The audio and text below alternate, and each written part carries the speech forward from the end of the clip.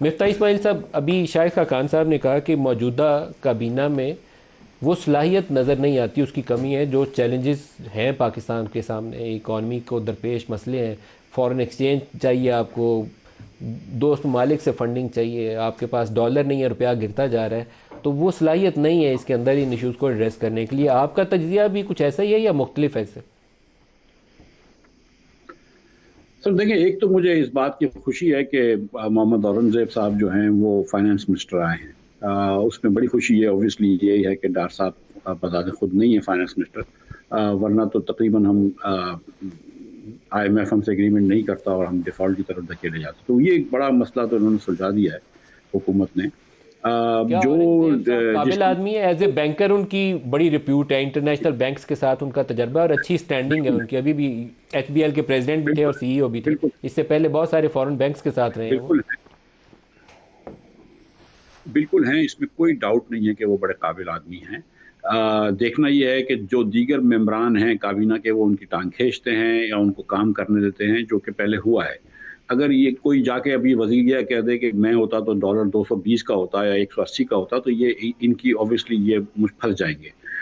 लेकिन चले, अब ये अगर इनको काम करने दिया जाता है तो ये बेहतरी है। लेकिन जो दीगर जो अभी जो वजारतें हैं और जो हमारे भाई वजीर बने हैं, ये जो शाहिद भाई ने बात करी कि ये PDM की भी 16 महीने की उस हुकूमत में थे और उस हुकूमत में कोई ऐसा काबिल ज़िक्र काम हमने नहीं देखा, चाहे वो मज़ीद गैस की फराहमी की बात हो, या बिजली में TND लॉसेस कम करने की बात हो, या बिल रिकवरी के अंदर कुछ अच्छी बात हो। बिल रिकवरी में कुछ अच्छी बात हुई है तो वो फिर उसमें हुई है, केयरटेकर के ज़माने में हुई है। तो हमने कोई ऐसी काबिले ज़िक्र कामयाबियाँ नहीं देखी थी उस 16 महीने में, और आपने वही वज़रा को लेकर आए हैं। तो अल्लाह करे, अल्लाह से उम्मीद तो आदमी कर सकता है, लेकिन तवक्को मेरे ख़्याल से थोड़ी-सी लिमिटेड है। जब एक से आप उम्मीद बांध रहे हैं औरंगज़ेब साहब से, और बाकियों के लिए आप कह रहे हैं कि इनकी टांगें ना खींचें, और काबीना के ऊपर भी कह रहे हैं PDM वाली काबीना है, ये कैसे इश्यूज एड्रेस करेगी, तो फिर तो परेशानी वाली बात है। फिर तो आगे बढ़ने का रास्ता बहुत ही मसदूद सा है, बहुत तंग सी गली है। पता नहीं आगे से निकल पाएंगे कि नहीं निकल पाएंगे। देखिए, पाकिस्तान जहाँ पे आई है 75 सालों में, वो एक तंग गली है, इसमें तो कोई बहस नहीं है। मतलब आज बांग्लादेश हमसे आगे, हिंदुस्तान हमसे आगे, जो तरक्की याफ्ता ममालिक हैं वो तो हमसे आगे हैं, लेकिन तरक्की पजीर ममालिक भी एक एक करके हमसे आगे चले गए हैं। 40% हमारा जो पाकिस्तानी भाई बहन है वो उसका खत गुर्बत के नीचे है। ये 25% होता था, इसको हम 40% पे ले आए। तो ये जो पिछले 5-6 सालों में तो बहुत तकलीफ में गए हैं पाकिस्तानी, इसमें कोई दो राय नहीं है। और अब इनको इस तकलीफ से निकालना होगा। और क्या ये हुकूमत के पास ये विजन है, ये सलाहियत है, या ये मैंडेट है, मोस्ट इम्पोर्टेंटली। क्योंकि जो बात शाहिद भाई ने की है, वो फातिमा जिन्ना और अयूब खान की, वो बात दुरुस्त है। लेकिन इसके बाद भी बहुत सारे इलेक्शंस हुए हैं, लेकिन इस किस्म की रसीदें कभी भी नहीं दी गई थी। 18 में भी ये भरे गए थे बैलेट्स, और शाहिद भाई के हल्के के अंदर 30,000 वोट डाले गए थे सदाकत अब्बासी साहब को, ये हम जानते हैं। लेकिन हमारे पास रसीद नहीं दी गई थी। इस बार वो प्रिजाइडिंग ऑफिसर ने PTI के लोगों को रसीद दे रखी है। तो ये जो हम बात कर रहे हैं कि मियां नवाज शरीफ का हल्का खुलवाएं, तो अब तो वो इंटरनेट पे, व्हाट्सएप पे हम सब देख चुके हैं सारे फॉर्म्स 45। जो ये बात कर रहे हैं ओन चौधरी का और सलमान राजा साहब का हल्का खुलवाएं, उसके तो सारे फॉर्म 45 टीवी पे हम, व्हाट्सएप पे हम देख चुके हैं। हमें तो पता है कि हकीकत क्या है। हम बहरहाल मतलब स्टेबिलिटी की खातिर शायद चलो क्या आंखें बंद हकीकत कर है लेते हैं, मिफ्ता लेकिन साहब? सच्चाई तो मिफ्ता साहब, क्या जी। हकीकत है? क्या हकीकत है? आपकी ज़बानी सुनना हकीकत तो चाहूँगा। ये है कि सलमान राजा साहब जीते हैं वो हल्का, फॉर्म 45 के मुताबिक, और ओवर नवाज राइटिंग से शरीफ साहब पहले। जीते हुए हैं कि हारे हकीकत तो हुए ये हैं? है कि मुझे नहीं लगता कि मियां साहब जीते हैं। मैं सच्ची बात बता रहा हूँ, मैं अफसोस के आपको साथ कह लगता रहा है हूँ। नवाज मैं शरीफ भी हारे हैं और सलमान राजा भी जीता हुआ है, और ख्वाजा आसिफ साहब और इस्लामाबाद वाले हल्के? सर, इस्लामाबाद के तीनों हलके जो हैं वो दोनों हलके मुस्लिम लीग के हार गए थे, और जो इनका एक सपोर्ट का बंदा था वो तीनों हलके हार गए थे। ख्वाजा साहब के हलके का सच्ची बात है कि मैंने अभी तक फॉर्म 45 वगैरह नहीं देखे। मियां साहब के हलके के और सलमान राजा के हलके के जो है वो फॉर्म 45 चल रहे थे, वो आपने देखे हैं, सारे सबने देखे हैं, आपने भी देखे हैं। सर, आपका सवाल लेके शायद खान साहब की तरफ आता हूँ। मिफ्ता साहब ने जो भी बात की कि नवाज़ शरीफ के हल्के के जो फॉर्म 45 उन्होंने देखे हैं, उसके मुताबिक नवाज़ शरीफ लाहौर से हारे हुए हैं और सलमान अकरम राजा अपना हल्का जीते हुए हैं। आपको पता है ये वो टिकिंग बॉम्ब है, जिस दिन अदालत ने ये खोला तो उसके बाद क्या होना है, जो भूचाल आना है, ये टिक नहीं सकेंगे, पाँव ही नहीं खड़े रख सकेंगे अगर वाकईतन ऐसा ही हुआ तो। ये फिर अदालत में छोड़ देना। मैं इसलिए कह रहा हूँ जिम्मेदारी आज अदालत की है। मैं और आप यहाँ सारा दिन स्पेकुलेट करते रहे कौन लेकिन ये जीता कौन नहीं 45 जीता। 47 टिकिंग टाइम बॉम्ब है, ये किसी वक्त भी फटेगा। बिल्कुल, तो ये आज मेरी और आपकी जिम्मेदारी, हम तो आपने हाईलाइट कर दिया ना इशू। अब हम बैठ के यहाँ फैसला नहीं कर सकते कौन जीता है कौन हारा है, ये अदालत का काम है। इलेक्शन कमीशन ने अपना फॉर्म 47 जारी कर दिया, उन्होंने गोली चला दी है, अब वो वापस सिर्फ उसको सुप्रीम कोर्ट ही कर सकता है। ये फोरम, ये वही एक फोरम है जहां पर ये बात होगी। आपके ख्याल में सुप्रीम कोर्ट इसको टेकअप करेगी? मैं क्या कह सकता हूँ, बट आप चाहते हैं कि सुप्रीम कोर्ट टेकअप करे? उसको करना पड़ेगा, उसकी जिम्मेदारी है। जिस मुल्क में इलेक्शन इतना मुतनाज़ा हो जाए, आप उसको कैसे इग्नोर कर सकते हैं? सो मोटो पावर्स सुप्रीम कोर्ट की कब इस्तेमाल होती हैं? कॉन्स्टिट्यूशनल इशू पैदा हो जाए, पैदा हो गया, बहुत बड़ा इशू है, इसके ऊपर उनको एक्ट करना चाहिए। ये मामूली इशू नहीं है, मामूली इशू नहीं है। सर, आपने 2013, 18 और 24 जो रिसेंट पास के तीनों इलेक्शन है, अगर इनका कंपैरिजन करें तो तीनों के अंदर, मेरी ज़ाती राय में, तीनों के अंदर 35 पंक्चर लगते रहे थे। इसमें मेरा ख्याल है तादाद 35 से हो सकता है 50-60 हो गई, लेकिन पंक्चर तीनों में लगे थे।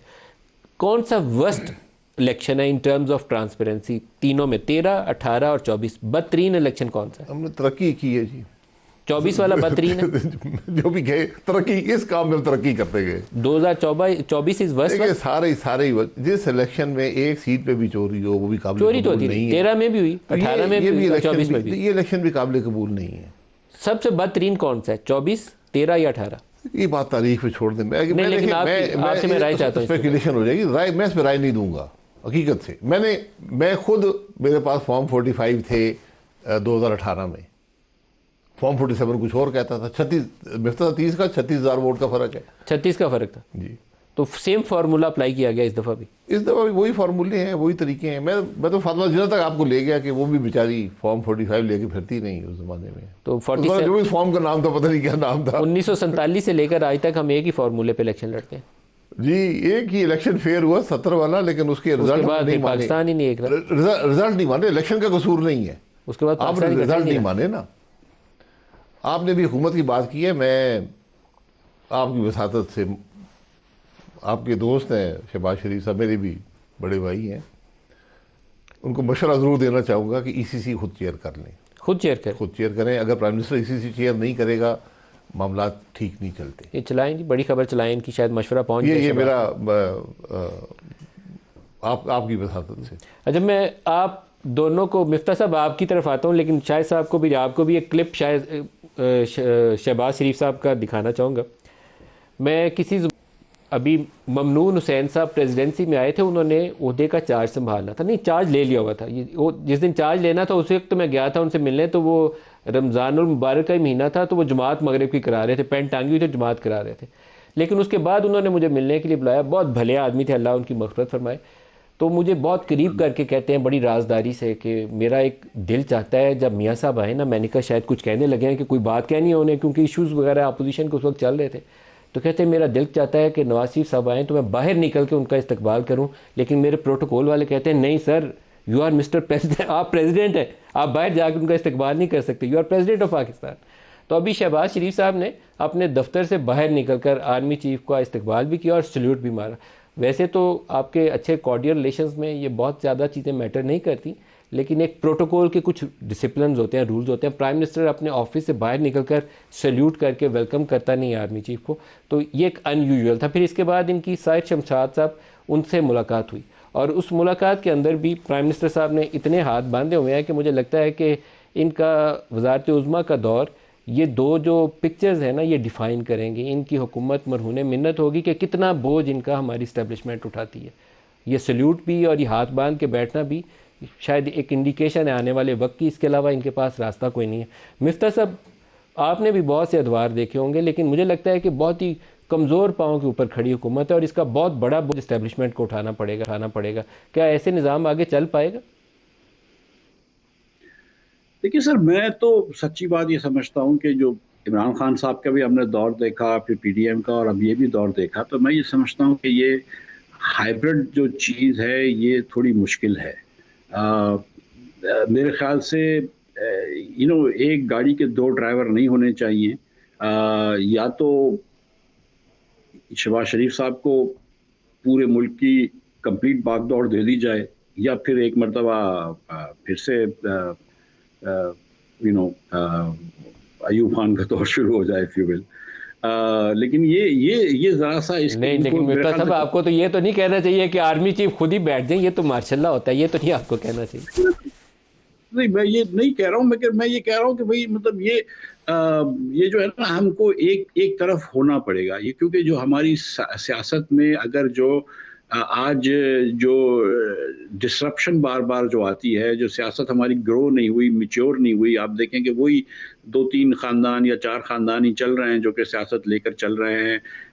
जो 90 के बड़े सियासतदान थे वो आज भी हैं, जिनका जो शायद अब मतलब मेरे ख्याल से वक्त के साथ इतने साथ नहीं रहे हैं रेलेवेंट। समीउल्लाह भी एक ज़माने में बहुत बड़ा हॉकी का प्लेयर था, बेस्ट प्लेयर था पाकिस्तान का, लेकिन आज एक हॉकी की टीम में नहीं आ सकते। तो क्योंकि ये हुआ है तो इसलिए लेकिन क्योंकि हमारे यहाँ डिसरप्शन होती है तो वहीं से सिलसिला शुरू करते हैं, तो नेचुरल एवोल्यूशन और नेचुरल ग्रोथ नहीं हुई। तो मेरे ख्याल से थोड़ा सा फौज को अगर या तो सिविलियंस को पूरी जगह दे दे, लेकिन अब कितनी कैपेबिलिटी सिविलियंस भी शो करते हैं ये भी देखना है। तो ये बात है। मैं एक इतनी सी गुजारिश कर दूं कि 2013 का जो शाहिद भाई कह रहे हैं और आप जो बात कर रहे हैं, 2013 का इलेक्शन बहुत ज्यादा क्लीन था कंपेयर टू 18 और 24। वो एक सेम डिग्री भी नहीं थी रियली। 13 में खान साहब ने भी फुल तरीके से किया, नवाज शरीफ ने भी फुल तरीके से किया। हाँ, वो टेररिज्म की वजह से पीपल्स पार्टी और एएनपी को जरा सी मुश्किल थी, लेकिन बाकी, और वो भी केपी में, लेकिन बाकी जगहों पे इलेक्शन फ्री है फॉर द मोस्ट पार्ट। 18 के अंदर जो था वो बहुत ज्यादती हुई है नून के साथ, इसमें कोई डाउट नहीं है। और 24 में तो आपने पीटीआई का सिंबल ही ले लिया था, और अब भी एक्चुअली उसका थोड़ा सा जो आप कर रहे थे बात के, जो शायद ज्यादती करी है इसे चीफ जस्टिस साहब ने बहुत टेक्निकली फैसला दिया है, तो उसका इजाला कर सकते हैं अगर पीटीआई को वो खवातीन की या माइनॉरिटीज की सीट दे दें, एंड कम से कम एज अ पार्टी रिकग्नाइज करें हैविंग 191 सीट्स। लेकिन देखें क्या होता है।